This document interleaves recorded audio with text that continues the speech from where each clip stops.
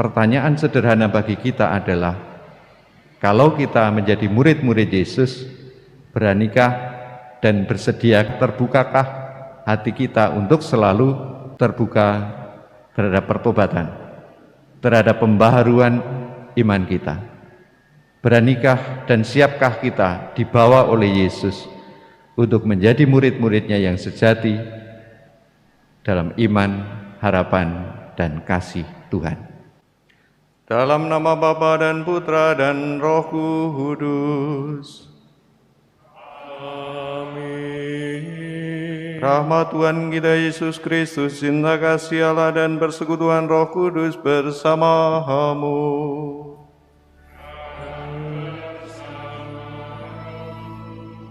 Bapak Ibu, saudara-saudari yang terkasih dalam Tuhan, selamat sore berkah dalam. Kita berkumpul dalam perayaan Ekaristi Jumat yang pertama, di mana kita melambungkan devosi kepada hati Yesus yang Maha Kudus, yang senantiasa mengajak kita untuk makin berpaut padanya dalam kehidupan kita sehari-hari.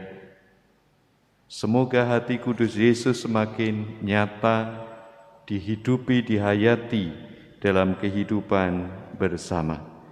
Hari ini gereja juga memperingati peringatan Santo Gregorius Agung, Paus dan Pujangga Gereja. Ia lahir di Roma dari keluarga bangsawan. Mulanya Gregorius adalah seorang prefek kota Roma, seorang pemimpin publik yang unggul, yang tinggi, tetapi kemudian dia terpanggil untuk masuk dalam hidup membiara dan memiliki ketertarikan pada kontemplasi misteri ilahi dan juga pada kitab suci. Sebagai seorang diakon, Gregorius dikirim oleh Paus sebagai perwakilan tahta suci Istana Konstantinopel. Pada tanggal 3 September 590, Gregorius dipilih sebagai Paus. Di masa kepausannya beliau tampil sebagai gembala yang sejati dan pribadi yang sangat memelihara ajaran gereja. Gregorius sangat memperhatikan karya misi dan juga memperhatikan kehidupan liturgi gereja, terlebih dalam kasanah lagu-lagu liturgi. Karya karitatif bagi orang-orang miskin juga digalakkan. Ia wafat pada tahun 604. Gregorius adalah satu dari 4 pujangga gereja barat bersama dengan Ambrosius, Agustinus, dan Hieronymus. Ia banyak berbicara dan menulis tentang sabda Tuhan. Dari sekian banyak tulisannya tentang moral, masih dapat kita temukan tulisan berjudul Tata Aturan Pastoral yang berisi cara bertindak para kaum tertabis yang dipakai sampai pada Konsili Trente. Di dalamnya ia menjelaskan misi pengembalaan jiwa-jiwa serta seni dari semua seni. Mari kita lewat permohonan dan doa Santo Gregorius, kita semakin mencintai kitab suci, khususnya di bulan September, bulan kitab suci nasional ini. Semoga Allah yang Maha Kuasa mengasihani kita, mengampuni dosa kita, dan mengantar kita ke hidup yang kekal. Saudara-saudari yang terkasih, dalam Injil yang barusan kita dengarkan, sebelum Yesus memberikan perumpamaan, 3 perumpamaan, ada satu pernyataan dari orang Farisi yang menarik bagi saya. Pernyataannya itu adalah, murid-murid Yohanes sering berpuasa dan sembahyang. Itulah murid-murid Yohanes. Demikian pula murid-murid orang Farisi, tetapi murid-muridmu makan dan minum. Tetapi sebagai penanda. Kata tetapi ini dalam tata struktur bahasa merupakan kata konjungsi. Pasti kita masih hafal ada 18 konjungsi. Salah satunya adalah yang disebut sebagai konjungsi yang mempunyai nuansa pertentangan, konjungsi pertentangan. Konjungsi pertentangan ini fungsinya adalah merupakan kata penghubung dua kalimat yang sederajat tetapi yang bertentangan. Kata yang sederajat adalah soal murid-murid Yohanes, murid-murid orang Farisi pada sembahyang dan berpuasa, tetapi sejajar tetapi bertentangan. Murid-murid Yesus itu malah makan dan minum, artinya tidak berpuasa. Nah, itu salah satu fungsinya adalah untuk menyatakan penghubung dua kalimat yang sederajat tetapi bertentangan. Contohnya misalnya Andika anak yang pandai tetapi kakaknya itu bodoh misalnya. Atau misalnya kulit saya itu hitam tetapi kulit kakak saya itu putih, itu penanda.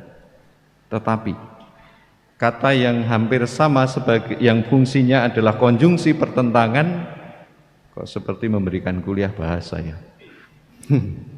Misalnya kata sebaliknya, padahal, melainkan, akan tetapi, sedangkan, namun. Sebagai kata penghubung yang berfungsi konjungsi pertentangan itu. Ahli-ahli Taurat juga menggunakan kalimat model seperti itu, model bahasa seperti itu, yaitu konjungsi pertentangan. Ahli Taurat, menarik bagi saya, ahli Taurat itu melihat perbedaan sikap hidup, perbedaan kualitas dari murid-murid Yohanes, dari murid-murid orang Farisi dibandingkan dengan murid-murid Yesus. Ada perbedaan cara hidup, ada perbedaan cara ibadat di antara dua kelompok besar murid itu. Maka pertanyaan kita, siapakah kita ini? Apakah kita ini termasuk kelompok murid-murid orang-orang Farisi atau kelompok murid-murid Yohanes? Ataukah kita ini adalah murid-murid Yesus? Apa yang membedakannya? Kalau kita menjadi murid-murid Yesus, maka kita adalah orang-orang yang mengikuti ajaran Yesus. Sudahkah kita mengikuti ajaran Yesus itu? Misalnya soal pantang dan puasa, kita berbeda dengan yang lain. Soal pantang dan puasa lebih pada kualitas kehidupan, kualitas pantang dan puasa itu ada askesenya, tetapi berbeda askesenya, bukan ditentukan secara lahiriah, tetapi lebih pada batiniah, pertobatan dari hati, dari batin. Soal memaafkan kalau ada orang yang menyakiti kita, apakah kita ini murid-murid yang balas dendam? Demikian murid-murid yang dalam perjanjian lama, atau kita adalah orang-orang yang berani untuk memberikan ampun, mengampuni, memberikan kedamaian bagi mereka. Murid Yesus harus belajar terus-menerus, bukan hanya 7 kali mengampuni, tetapi 70 kali 7 kali terus-menerus belajar mengampuni.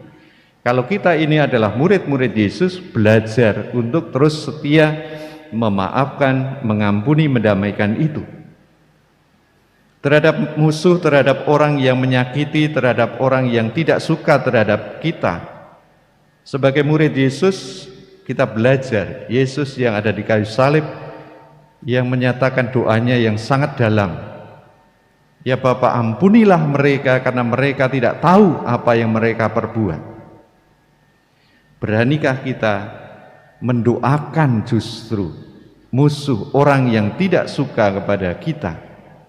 Mendoakan artinya memberikan kepada Tuhan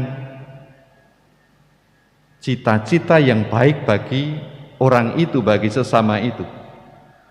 Murid-murid Yesus adalah orang yang tidak balas dendam. Kalau Anda ditampar pipi kiri, berikanlah pipi kananmu. tidak ada balas dendam, justru mendoakan, memaafkan, dan sungguh berpuasa dari batin, yaitu pertobatan. Saulus yang dalam bacaan pertama menuliskan kepada kita, Paulus, adalah seorang yang pertama seorang penganiaya pengikut Kristus. Tetapi berkat perjumpaan pribadi dengan Yesus, maka Saulus menjadi orang yang sungguh-sungguh menjadi Rasul Yesus. Bahkan kita tahu tulisan Paulus adalah tulisan yang paling banyak yang ada dalam kitab suci kita. Pertanyaan sederhana bagi kita adalah, kalau kita menjadi murid-murid Yesus, beranikah dan bersediakah, terbukakah hati kita untuk selalu terbuka terhadap pertobatan, terhadap pembaharuan iman kita? Beranikah dan siapkah kita dibawa oleh Yesus untuk menjadi murid-muridnya yang sejati dalam iman, harapan, dan kasih Tuhan?